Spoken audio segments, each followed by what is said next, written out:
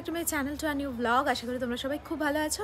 আর আজকে আর কালকে মানে দুদিন হচ্ছে মকর সংক্রান্তির একটা ব্যাপারই আলাদা, জমজমাটি ব্যাপার যাকে বলে। আর মানে যারা যারা কুম্ভ স্নানে গেছে তাদের তো একটা আলাদাই মজা। আমার মনে পড়ছে যে বেশ কয়েক বছর আগে, মানে 4-5 বছর আগে আমার আর আমার বোনের মানে প্ল্যান করেছিলাম আমরা যে আমরা যাই গিয়ে একটু কুম্ভ স্নান করে আসি। এবার অনেক প্ল্যানিং করেছিলাম, বাট বাড়িতে জানার পর তারপর তো সবাই মিলে যেভাবে চেপে ধরলো আর বেরোতেই পারিনি। তো যাই হোক, সেটাই মনে পড়ছে। আর কবে যাওয়া হবে, ভগবান কবে ডাকবে তার কোনো ঠিক নেই। তো এদিকে হচ্ছে আজকে মানে কালকে তো সংক্রান্তি, বাস্তু পুজো আছে কালকে। আর আজকে আমাদের নিয়ম হচ্ছে সরা পিঠের, মানে সরা পোড়ানোর এটা একটা রীতি আছে। তো সেই সরা পিঠে আজকে হবে, আর তার জন্য বাজার টাজার তো সব করতে হবে। আর শুধু সরা পিঠেটাই হবে, মানে শুকনো সরা পিঠে আর দুধে ভেজানো। তো এটা হচ্ছে নিয়ম। আর রাতে করব বাস্তু পুজোর সমস্ত বাজার, মানে কালকে 11টার সময় ঠাকুরমশাই আসবে, বাস্তু পুজোটা কালকে হবে। আমাদের বাস্তু পুজোতে আবার নিয়ম আছে বাইরে ঠাকুরমশাইকেই পায়েস বানাতে হয়, মানে চিনি গুড় ছাড়া। এবার গুড় ওর ওপরে দিয়ে মাখিয়ে খেতে লাগে, বেশ টেস্টি হয় খেতে। তো ওইগুলো সব কালকে হবে। তো যাই হোক, এখন স্নান টান তো করতে যাব, আগে একটু চা খেয়ে নিই, তারপর এখন টিফিনটা বসাবো হচ্ছে তরকা। তো কালকে রাত্রে তরকার ডালগুলো ভিজিয়ে রেখেছিলাম, মানে 2-4 দিন আগেই নিয়ে এসেছি, ওগুলো আর রান্না করা হয়নি। আজকে মানে কালকে রাত্রে ভিজিয়ে রেখেছি, আর এখন চটপট করে বানাবো হচ্ছে তরকা, তারপরে রুটি দিয়ে খাওয়া হবে।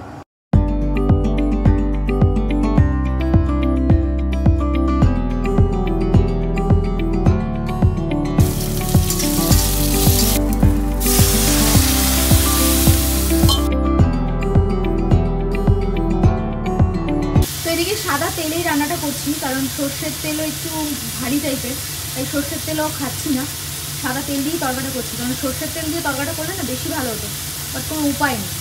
সর্ষের তেলে খাওয়াটা অনেক দিন ধরেই বন্ধ করে দিয়েছি। মাঝে আবার সর্ষের তেল আনছিলাম, বাট এখন আর আনছি না, কারণ সর্ষের তেলটা না একটু ভারী টাইপের, তো এবার তাতেও শুনেছি সমস্যা হতে পারে। এবার যে যা বলছে সেটাই করার চেষ্টা করছি, মানে সবাই তো ভালোর জন্যই বলে, তো এই আর কি। কিন্তু তরকা সবসময় সর্ষের তেলেই ভালো হয়, আর খুব লাইট করে করছি, মানে তরকাটা যেরকমভাবে করলে খুবই টেস্টি হতো বাটার ফাটার দিয়ে, কিন্তু সেটা তো হবে না। তো যাই হোক, যেরকম হয় আর কি, পতির পুণ্যেতেই সতীর পুণ্য, এরকম একটা ব্যাপার। আর আমি করছি এখানে তরকা, আর শিপ্রা করছে অন্য একটা কাজ, দেখাচ্ছি। তার সর সর সর, এই সর, বাইরে দেবো, সর সর সর। হ্যাঁ বাইরে বের করবো? কি বাইরে? হ্যাঁ বাইরে বের কর। এই যে এই উনুনটাকে সেই কবে কেনা হয়েছিল, এখন উনুনটার হচ্ছে গায়ে মাটি দেওয়া হচ্ছে। আগের দিন শিপ্রা অলরেডি রেডি করে রেখেছিল, আর আজকে একটু প্রলেপ লাগাচ্ছে, মানে ওই ফাইনাল টাচ যাকে বলে। এটাতেই হবে হচ্ছে আমাদের বাস্তু পুজোর আর পায়েস, ওর জন্য এটাকে একটু লেপন করা হচ্ছে।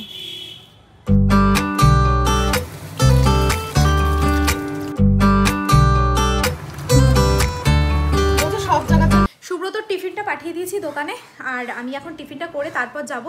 আগে দোকান যাবো না, আজকে যেতে হবে আগে বাজারে, কারণ ওই পিঠে সমস্ত জিনিসপত্র আনতে হবে। আর সরা কিনতে ইচ্ছা আছে, যাব হচ্ছে ওই যেখানে মাটির সমস্ত জিনিস বিক্রি করে, মানে বানিয়ে বিক্রি করে, সেখান থেকে নিয়ে আসবো হচ্ছে সরাটা। এবার যদি সুব্রত যায় তো ভালো, আর না হলে বাজার থেকে নিতে হবে।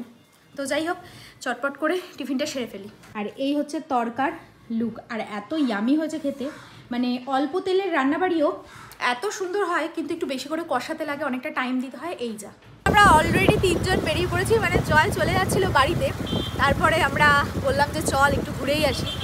আর সরাটা বাজার থেকে কেনা যেত, বাট ওখানে না বেশ ভালো লাগে, অনেক সরা থাকে, আর মানে অনেক মাটির জিনিস, তো টপ ফপ অনেক কিছু বিক্রি হয়, দেখতে বেশ ভালো লাগে।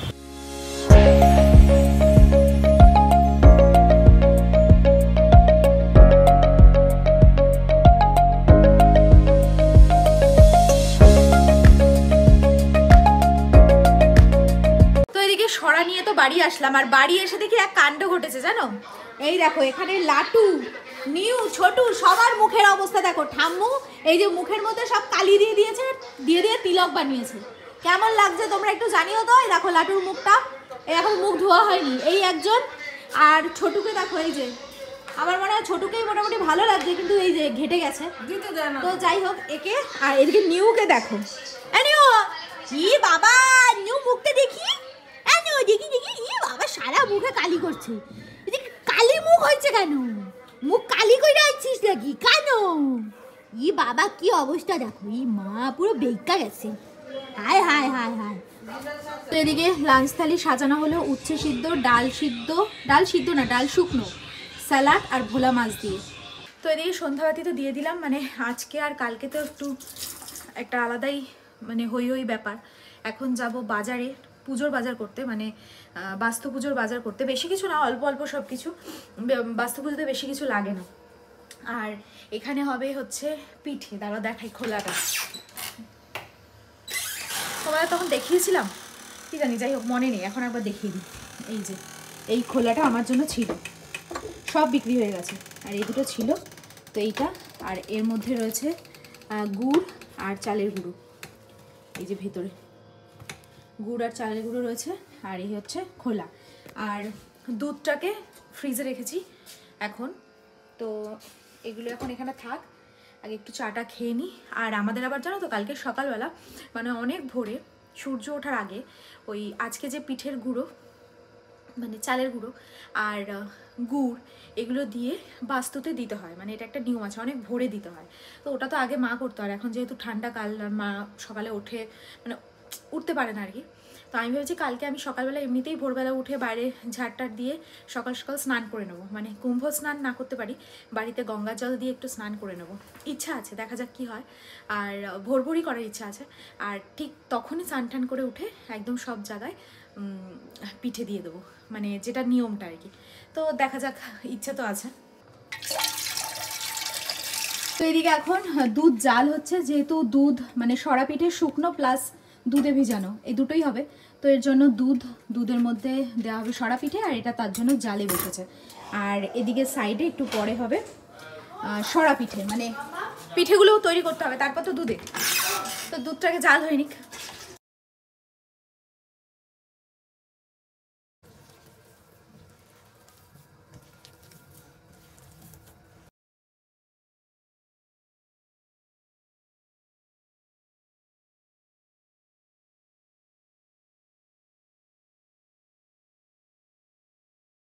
তো এদিকে তো মোটামুটি শুরুই হয়ে গেছে, দুধ জালও হয়ে গেছে, আর এখানে মা তো অলরেডি শুরুই করে দিয়েছে।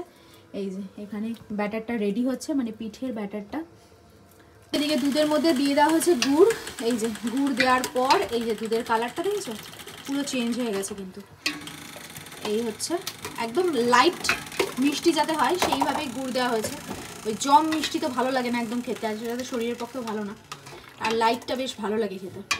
আমাদের বাড়িতে হচ্ছে সবার মানে খাওয়া এই জিনিসটা, মানে পিঠে পুলি এই সমস্ত কিছু খাওয়া খুব একটা শ্যুট করে না কারোর। আর সুব্রত তো নাই, শুধু রয়েছি হচ্ছে আমি আর মা। আর যখন আমাদের পুরোনো বাড়িতে ছিলাম তখন আমাদের টমি বলে একজন ছিল সদস্য, তো টমি ভীষণ ভালোবাসতো খেতে, আর বাবা ছিল, বাবা খেত। কিন্তু এখন আস্তে আস্তে মানে মানুষজন খুবই কমে দাঁড়িয়েছে, শুধু এখানে আমি আর মা, মামা মনে খুব একটা খাবে না। তো যাই হোক একদম অল্প করেই করা হয়েছে, সুব্রতকে নামমাত্র নিয়ম রক্ষার জন্য একটু দেওয়া হবে। তো এইদিকে মোটামুটি আমরা সবাই চলে এসেছি রান্নাঘরে, হই হই করতে করতে। লাটু ছোটু নিউ শুধু দিদির কাছে রয়েছে করতে। আর এখানে আমাদের এখন একটা সিরিয়াস কন্ডিশন চলছে।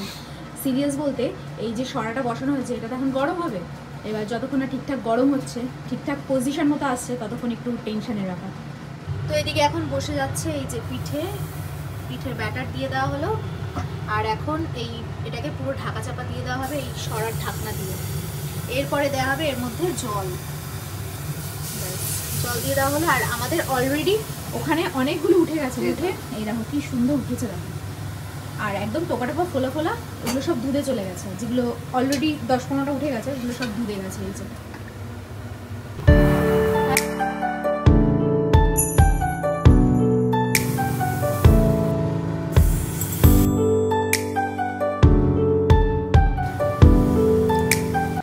এদিকে পিঠে পুরোটা কমপ্লিট করে উঠে যেতে পারলাম না, মানে পুরোটা কমপ্লিট করতে পারলাম না, মাকেই করতে হচ্ছে এখন।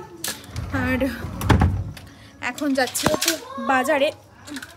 বাজারে বাস্তু পুজোর বাজার করতে, নাহলে এখন বাজে 9টা, এরপরে গেলে সব বন্ধ হয়ে যাবে।